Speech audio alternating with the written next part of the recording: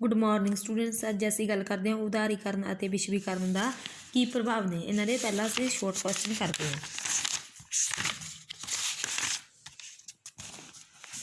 जिवें देखो जी, विश्वीकरण तो की भाव है। विश्वीकरण है जिहड़ा एक विश्वव्यापी व्यवस्था हैगी है जिस विच संचार, व्यापार और आर्थिक सुधारां लई अंतरराष्ट्रीयकरण जिहड़ा वो शामिल है। जिस विच जिवें संचार तो संबंधित कोई भी समस्या आउंदी है, व्यापार जां आर्थिक सुधार, किसी भी देश नूं आर्थिक पक्षों कोई भी प्रॉब्लम हुंदी है तो विश्वीकरण उस नूं सुलझाउंदा है। विश्वीकरण लई जिम्मेदार दो संस्था किहड़ियां हन? विश्व बैंक ਅਤੇ अंतरराष्ट्रीय मुद्रा फंड है जिहड़ा यह विश्वीकरण लिए जिम्मेदार हैं, क्योंकि विश्व बैंक हर एक देश नूं आर्थिक तौर पर लोन दिंदा है, यानी कि उन्होंने मदद करता है। अंतरराष्ट्रीय मुद्रा फंड भी उन्होंने आर्थिक पक्षों सहायता करती जाती है। खादां की अधिक वरतों भूमिगत पानी नूं किवें प्रभावित करती, किवें प्रदूषित करती है। जो असीं खादां की बहुत वरतों करते हैं तो भूमि दे विच जिहड़ा भी उपजाऊ तत्व हुंदे हन ओह नष्ट हो जाते हैं और भूमिगत जिहड़ा भूमि के नीचे पीण वाला पानी है वह भी प्रदूषित हो जाता, क्योंकि असीं भूमि के उत्ते जो खादां का उपयोग करते हैं तो हौली हौली हौली धरती के अंदर चले जाते हैं और भूमि जिहड़ा धरती के अंदर पानी हुंदा है उसनूं प्रदूषित करते हैं। उदारीकरण तो तुसीं की समझते हो? उदारीकरण हुंदा है जिवें एक व्यक्ति किसी भी व्यक्ति जिस नूं किसी एक व्यक्ति नूं सरकार जां किसी होर शक्ति, क्योंकि कोई होर वड्डी शक्ति द्वारा कोई भी पाबंदियां तो बिना कोई भी काम करना, यानी कि आपदा आज़ाद रह के अपना काम करना, वो जिवें चाहुंदा होवे उस तरह ही काम करना। उदारीकरण की शुरुआत हुई सी 1991 में शुरू की गई सी। इसका जिहड़ा उद्देश्य सी वो उदारीकरण द्वारा आर्थिक सुधारां विच आर्थिक सुधार करना सी, क्योंकि जो कोई भी व्यक्ति अपने अनुसार अपना काम करता है तो वह अपनी स्थिति नूं मजबूत बना लैंदा है। विश्वीकरण करके मनुखी शक्ति का बिखराव किवें हुंदा है? विश्वीकरण नाल जिहड़ा मनुख की शक्ति उहनूं किवें बिखराव किया गया है? विश्वीकरण दा समाज दी आर्थिक स्थितियां नूं सुधारिया गया है।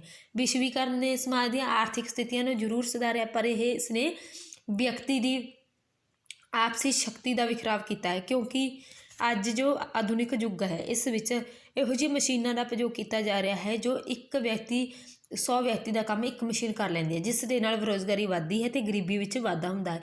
इस दे नाल आर्थिक सुधार नहीं हुंदा हैगा, मनुख का आर्थिक सुधार रुक जाता है, क्योंकि समाज का जरूर सुधार हुंदा है पर जिहड़ा एक व्यक्ति है उसका सुधार रुक जाता है, क्योंकि सारा कुछ तो मशीनों द्वारा किया जाता है, उसनूं कोई भी रोज़गार नहीं मिलता है, उस विच गरीबी आउंदी है।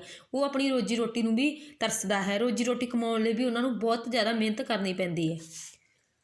छोटे किसानां नूं विश्वीकरण का शिकार क्यों मन्निया गया? जिहड़े छोटे किसान ने वड्डे किसानां लई जिहड़ा विश्वीकरण बहुत वधिया है।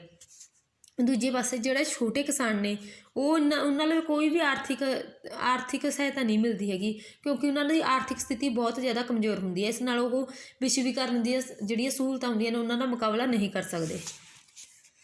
भारत द्वारा 1991 शुरू किए गए आर्थिक सुधार यानी कि उदारीकरण के वेरवा पाओ। उदारीकरण ने की उपयोग की उद्देश्यां नाल की किसानां दी मदद की है?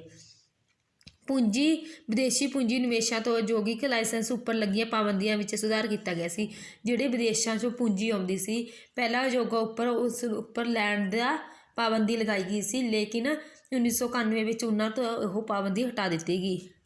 व्यापार लई ऐत लाइसेंस की जरूरत नूं खत्म कर दिता, क्योंकि जिहड़े व्यापार करते सी वो एक दूजे देश नाल करते सी, पहला उन्होंने लाइसेंस की जरूरत थी, उस तो बाद 1991 तो बाद यह लाइसेंस खत्म कर दिता गया। वो अपनी मर्जी नाल किते भी व्यापार कर सकते सी। विदेश मुद्रा निरंतर एक्ट 1973 नूं बनिया सी, उस विच उहदा सुधार था, क्योंकि उहदे विच सारियां पाबंदियां सी वो हटा दित्तियां गईयां। बहुराष्ट्रीय कंपनियां सी जिहड़ियां अंतरराष्ट्रीय कंपनियां हुंदियां ने व्यापार दियां, वो विदेशियां नूं रोज़गार देण ते उन्हां दी कमाई दा भुगतान करन दी वो किसी भी मतलब अपने कंपनी विच काम करन नूं किसी भी विदेशी नूं लिया सकदे सी, उन्हां नूं छड्ड सकदे सी, किसी भी व्यक्ति नूं अपनी कंपनी दे विच रोज़गार दे सकदे सी। टैक्स द्वारा अयोग हुंदे सी, जिहड़े कारखाने सी उन्हां विच जिहड़ा काम करन वाले सी उन्हां दा व्यापार सी लैण देण सी सारा विच आसानी कर दित्ती गई। विश्वीकरण ने समाजिक एकसूरता उत्ते की प्रभाव पाया है? जिहड़ा विश्वीकरण उसने समाजिक एकसूरता उत्ते की प्रभाव पाया है? विश्वीकरण नाल कई विकसित देशों के विद्यार्थी जिहड़े विश्वीकरण से विकसित देशों के विद्यार्थी अपनी सिक्ख्या प्राप्त करने लिए दूसरे देशों में जान लगे। ਵਿਸ਼ਵੀਕਰਨ ਨੇ ਚੰਗੀਆਂ ਸਿਹਤ ਸਹੂਲਤਾਂ ਪ੍ਰਦਾਨ ਕੀਤੀਆਂ। ਵਿਸ਼ਵੀਕਰਨ ਨੇ ਸਿਹਤ ਦੀਆਂ ਬਹੁਤ ਸਾਰੀਆਂ ਚੰਗੀਆਂ ਸਹੂਲਤਾਂ ਪ੍ਰਦਾਨ ਕੀਤੀਆਂ, ਜਿਵੇਂ ਇਸ ਦੇ ਨਾਲ ਬਾਲ ਮੌਤ ਘੱਟ ਗਈ ਅਤੇ ਜੀਵਨ ਕਾਲ ਵਿੱਚ ਵਾਧਾ ਹੋਇਆ, ਜਿਸ ਦੇ ਨਾਲ ਜਨਸੰਖਿਆ ਵਧਣ ਲੱਗ ਗਈ। ਬਹੁਤ ਸਾਰੀਆਂ ਅੰਤਰਰਾਸ਼ਟਰੀ ਕੰਪਨੀਆਂ ਭਾਰਤ ਦੇ ਵੱਖ-ਵੱਖ ਦੇਸ਼ਾਂ ਵਿੱਚ ਸਥਾਪਿਤ ਹੋਈਆਂ, ਜਿਸ ਵਿੱਚ ਉਹਨਾਂ ਨੇ ਮਜ਼ਦੂਰੀ ਕਾਨੂੰਨਾਂ ਦਾ ਪਾਲਣਾ ਕਰਨਾ ਸ਼ੁਰੂ ਕਰ ਦਿੱਤਾ। ਜਿਵੇਂ ਕਿਸੇ ਵੀ ਕੰਪਨੀ ਦੇ ਵਿੱਚ ਬਾਲ ਮਜ਼ਦੂਰਾਂ ਨੂੰ ਕੰਮ ਕਰਨ ਦੀ ਆਗਿਆ ਨਹੀਂ ਦਿੱਤੀ ਗਈ। ਪੈਸਟੀਸਾਈਡਜ਼ ਮਨੁੱਖੀ ਸਿਹਤ ਨੂੰ ਕਿਵੇਂ ਕਰਦਾ ਹੈ? ਵਿਨਾਸ਼ਕਾਰੀ ਜਿਹੜੇ ਜੀਵ ਹੁੰਦੇ ਹਨ, ਆਪਣੀ ਫਸਲ ਨੂੰ, ਅਨਾਜ ਨੂੰ, ਤੇਲ ਨੂੰ ਅਸੀਂ ਕਈ ਤਰ੍ਹਾਂ ਦੇ ਜਿਹੜੇ ਵਿਨਾਸ਼ਕਾਰੀ ਜੀਵਾਂ ਤੋਂ ਬਚਾਉਣ ਲਈ ਉਹਨਾਂ ਉੱਤੇ ਸਾਈਡਜ਼ ਨੂੰ ਛਿੜਕ ਦਿੰਦੇ ਹਾਂ। ਇਹ ਜਿਹੜੇ ਜੀਵ ਹੁੰਦੇ ਹਨ ਇਹ ਮਰ ਜਾਂਦੇ ਹਨ, ਪਰ ਜਿਹੜੇ ਵੀ ਇਹਦੇ ਉੱਪਰ ਫਲ ਸਬਜ਼ੀਆਂ ਲੱਗੇ ਹੁੰਦੇ ਹਨ ਉਹਨਾਂ ਨੂੰ ਦੂਸ਼ਿਤ ਕਰ ਦਿੰਦੇ ਹਨ। ਉਸ ਤੋਂ ਬਾਅਦ ਉਹ ਆਪਣੇ ਸਰੀਰ, ਜਦੋਂ ਮਨੁੱਖ ਉਸ ਨੂੰ ਖਾਂਦਾ ਹੈ ਤਾਂ ਉਸਦੇ ਸਰੀਰ ਵਿੱਚ ਦਾਖਲ ਹੋ ਜਾਂਦੇ ਨੇ, ਉਸ ਨੂੰ ਕਾਫੀ ਪ੍ਰਕਾਰ ਦੀਆਂ ਬਿਮਾਰੀਆਂ ਲੱਗ ਜਾਂਦੀਆਂ ਹਨ, ਜਿਵੇਂ ਬਦਹਜ਼ਮੀ ਹੋਣ ਲੱਗ ਜਾਂਦੀ ਹੈ, ਨਾੜੀ ਪ੍ਰਣਾਲੀ ਦੇ ਦੋਸ਼ ਹੋਣ ਲੱਗ ਜਾਂਦੇ, ਕੈਂਸਰ ਆਦਿ ਰੋਗਾਂ ਦਾ ਵੀ ਹੋਣਾ ਜ਼ਰੂਰੀ ਹੋ ਜਾਂਦੇ ਨੇ, ਕਿਉਂਕਿ ਰਸਾਇਣਿਕ ਖਾਦਾਂ ਦੇ ਨਾਲ ਬਹੁਤ ਸਾਰੇ ਕੀਟਨਾਸ਼ਕ ਜੀਵ ਵੀ ਉਹਨਾਂ ਦੇ ਅੰਦਰ ਚਲੇ ਜਾਂਦੇ ਹਨ। ਵਿਸ਼ਵੀਕਰਨ ਅਤੇ ਖੇਤੀਬਾੜੀ ਉੱਪਰ ਕੀ ਪ੍ਰਭਾਵ ਪਾਏ? ਵਿਸ਼ਵੀਕਰਨ ਨੇ ਖੇਤੀ ਉੱਪਰ ਕੀ ਪ੍ਰਭਾਵ ਪਾਏ? ਅਮੀਰ ਵਿਅਕਤੀਆਂ ਲਈ ਬਹੁਤ ਵਧੀਆ ਹੋਇਆ, ਗਰੀਬ ਵਿਅਕਤੀਆਂ ਲਈ ਨੁਕਸਾਨਦਾਇਕ ਹੋਇਆ, ਕਿਉਂਕਿ ਉਹ ਇੰਨੀਆਂ ਸਹੂਲਤਾਂ, ਉਹਨਾਂ ਤੱਕ ਕੋਈ ਵੀ ਸਹੂਲਤ ਨਹੀਂ ਪਹੁੰਚਦੀ ਸੀ। ਆਧੁਨਿਕ ਯੁੱਗ ਵਿੱਚ ਖੇਤੀ ਲਈ ਬਹੁਤ ਸਾਰੀਆਂ ਰਸਾਇਣਿਕ ਖਾਦਾਂ ਦਾ ਪ੍ਰਯੋਗ, ਬਹੁਤ ਸਾਰੀਆਂ ਮਸ਼ੀਨਾਂ ਦਾ ਪ੍ਰਯੋਗ ਕੀਤਾ ਗਿਆ ਹੈ।